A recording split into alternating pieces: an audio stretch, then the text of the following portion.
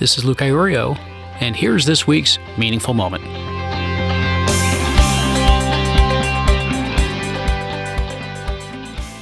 You know, with all the talk about happiness that's been going on out there between the different events that are being run, it's Happiness Month.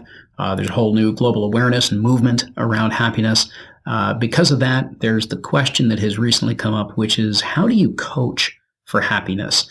And, you know, it really got me thinking, because I think we've been pursuing happiness ever since our founding fathers declared it as one of our rights.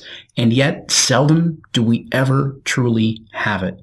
You see, we try to engineer our lives and our work, our relationships in such a way that these things will produce happiness. It's like we're all taught that there's some formula that we're supposed to do, how hard we're supposed to work and what the circumstances are supposed to be. Get all of that taken care of, so then we can have happiness.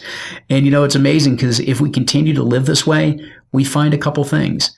Number one is that happiness remains fleeting, because the so-called right circumstances or events that have us feel that happiness, they're temporary, they're ever-changing. As soon as we settle into it, they're gone and we're into the next moment. The second thing is that when we view this formula as the way that we achieve happiness, ultimately what that means is that we're just trying to have more happy moments than unhappy moments, as if somehow when we tip the scales with just one extra happy moment, more so than unhappy, that somehow is going to create real happiness for us. What I ended up, finding out in my life through different parts of my journey is that happiness is not something that you achieve. It just doesn't work that way. Happiness is not actually a goal, nor is it an outcome, even though it's treated like one. Happiness doesn't come as a result of just the right combination of actions or circumstances or achievements. It doesn't happen that way. At the end, what we find out is that happiness is actually a way of being. It's a way of living.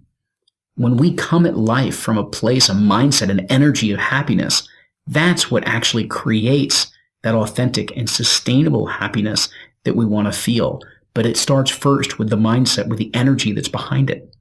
And so just consider for a moment, when you're happy, when you're truly in that state of happiness, what's different about your view of life?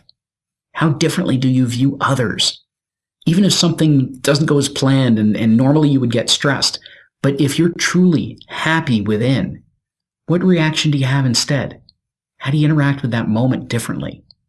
You see, the key to happiness and the key to coaching for happiness is to help create a view of what life would look like if you approached it with happiness already in your heart and in your mind.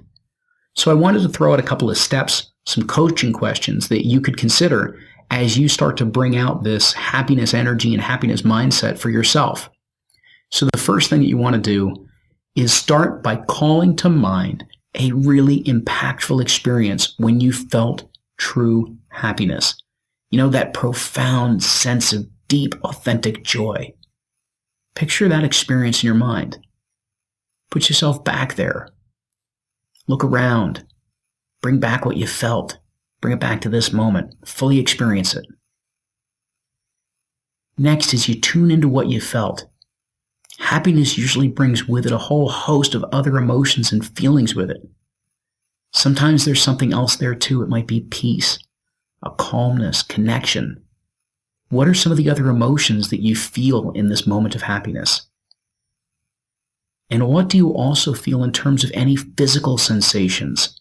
Is there a warmth or a coolness? Is there any vibration? Is there any movement? Where is it in your body? Is it in your chest or in your heart, or do you feel it in your hands or your feet? Where is it that those feelings arise from? Feel whatever it is that's coming up when you picture and put yourself back into that experience, and consider how those feelings, whether they be the physical sensations or the emotions, the other emotions that are there, consider how they enhance your connection to that happiness that experience brings up for you. As those feelings are still fresh, consider what qualities are also present. Because this state that we're in, this state of happiness and the feelings and the emotions that are arising, it has certain qualities to it. How would you describe it? Would you describe a peacefulness, connectedness, a joyfulness, maybe an optimism or feeling safe, maybe even a gratefulness? These are just some of the qualities that I hear very often when people are considering their happiness experience. But for you personally, consider for a moment just which of those qualities best embody that authentic happiness that you feel and want to continue to feel. Next, I'm going to ask you to consider, why are those feelings and those qualities authentic for you? Meaning, what about them represent who you truly know yourself to be? It's just human nature that we don't always fully express ourselves. And yet when we can connect to the qualities we want to fully embody, it can get easier to try them on and to see how well they fit us. Now, as you're in that state of happiness, with its accompanying feelings and those connected qualities that are there, here's the key. What beliefs and perceptions would lead your life? So from that state of happiness, that authentic joy, what beliefs and perceptions would lead your life?